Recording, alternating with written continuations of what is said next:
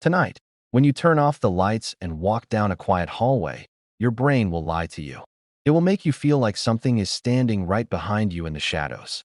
You will quicken your pace. You will reach for the door handle. But why does a grown human being, safe inside a locked modern home, still feel an icy pulse of terror when the lights go out? You tell yourself it is just an overactive imagination. You assume you are being irrational. But the real answer is far stranger. Your fear of the dark is not a childish flaw. It is a brilliant piece of biological software engineered over millions of years of bloodshed. Your brain is not imagining a monster in the dark. It is remembering one. To understand why your heart races when the ambient light drops, you have to strip away everything around you. Remove your smartphone. Remove your concrete walls. Remove the flip switch on your bedroom wall that instantly commands light. For more than 99% of human existence, night was not a cozy shift into relaxation. Night was an execution chamber. Humans are daytime creatures. Your eyes rely on specialized photoreceptor cells called cones to perceive vivid colors and sharp details. But these cells require immense amounts of light to function. When dusk fell on the African savanna 3 million years ago, your ancestors lost up to 90% of their visual acuity in a matter of minutes. Their primary superpower vanished with the sun. Meanwhile, the world around them was just waking up. Enter Dinofelis. Picture a creature the weight of a jaguar, built like a lion, with stout, powerful forelimbs and two flattened blade-like canine teeth protruding from its upper jaw. Unlike the massive saber-toothed cats that hunted megafauna in open plains, Dinofelis was a specialized ambush predator. It was built for forest margins, dense brush, and total darkness.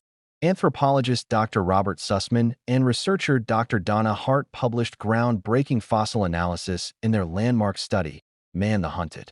For decades, popular science portrayed early human ancestors as dominant hunters who conquered their ecosystems through raw intellect and primitive weapons. Dr. Sussman and Dr. Hart dismantled this myth completely. By examining the fossilized skulls of early hominids like Australopithecus afarensis, they discovered telltale punctures matching the exact dimensions of Dinofelis canine teeth. Your ancestors were not the apex predators of the prehistoric world. They were the main course. And Dinofelis did not hunt in the blistering midday heat. It waited until the sun dipped below the horizon, when your ancestors could no longer see the twitch of a tail or the rustle of dry grass. When total darkness set in, Australopithecus became almost entirely helpless. They could not outrun a big cat. They could not see in the dark. They could not fight off an ambush once contact was made.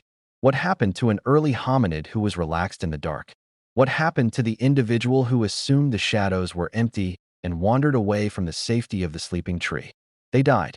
They were caught, dragged into the underbrush, and consumed before sunrise. Their genes vanished from the earth. Now consider the ancestor who was neurotic. Consider the hominid who felt an unreasonable spike of adrenaline every single time the light began to fade. This ancestor stared into the gloom and assumed the worst.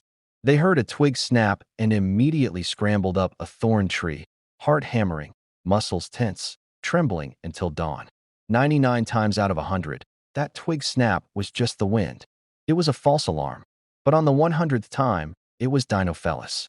And because that paranoid ancestor had already climbed into the high branches out of sheer unearned panic, they survived. They lived to see the morning sun.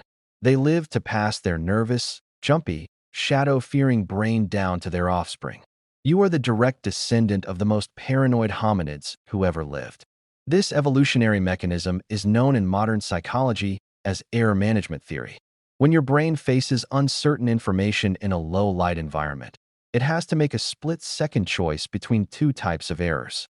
A type 1 error is a false positive, assuming a shadow is a tiger when it is actually just a shadow.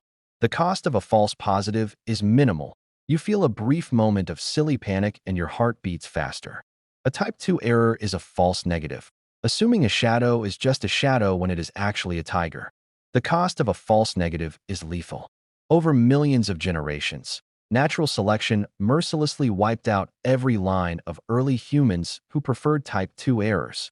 Your brain was systematically sculpted to overpredict danger in the dark. This is why you cannot simply reason yourself out of being afraid of the dark. The fear does not live in your conscious prefrontal cortex. It lives far deeper, in a primitive almond-shaped cluster of neurons called the amygdala. Dr. Lynn Isbell, an evolutionary anthropologist at the University of California, Davis, developed the snake detection theory, which explains how predator pressure reshaped the entire primate brain.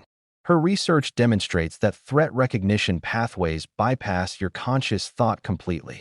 When light levels drop, your visual cortex sends degraded, low-resolution images directly to the superior colliculus and the amygdala. Your brain does not wait for a clear, high-definition picture of a predator before triggering a response. It reacts to vague shapes, sudden movement, and high-contrast silhouettes. If a pile of clothes on a chair in your dark bedroom looks vaguely like a crouched predator, your amygdala fires an alarm long before your conscious mind can analyze the scene and realize it is just your laundry. Why does your skin tingle when you feel this panic? That sensation, goosebumps, is another evolutionary ghost. When your amygdala detects a potential threat in the dark, it triggers a sudden surge of epinephrine and norepinephrine. Small muscles at the base of every hair follicle contract, forcing your body hair to stand upright. 3 million years ago, when your ancestors were covered in thick fur, this reaction accomplished two critical survival goals. It trapped air to keep the body warm during cold night hours, and it made the hominid look significantly larger and more threatening to an approaching predator. Today, you no longer have thick fur, but the mechanical command still fires across your nervous system anyway. And what about that creeping feeling that someone is watching you? At the University of British Columbia, evolutionary psychologist Dr. Mark Schaller has spent years researching the human brain's threat management system. His work shows that human perception operates with a strong hyperactive agency detection device. When you are deprived of visual information, your brain compensates by amplifying internal auditory and tactile sensitivity. A faint creak of a floorboard settling in your home is instantly isolated and magnified by your auditory cortex. Because your brain cannot verify the source visually, it default attributes intent to the sound. It assumes an agent created that noise. In plain English, your brain refuses to believe the noise was random. It demands that the noise was caused by a living, moving entity with intent. For millions of years, this hypervigilance was the only thing standing between your lineage and extinction. When human beings finally mastered fire roughly 400,000 years ago, everything changed, but the deep programming remained intact. Fire provided a small circle of light, warmth, and protection. Big cats feared the flames. For the first time in human history, your ancestors could gather together at night, look into each other's eyes, and relax. This is where human language, storytelling, and culture were born.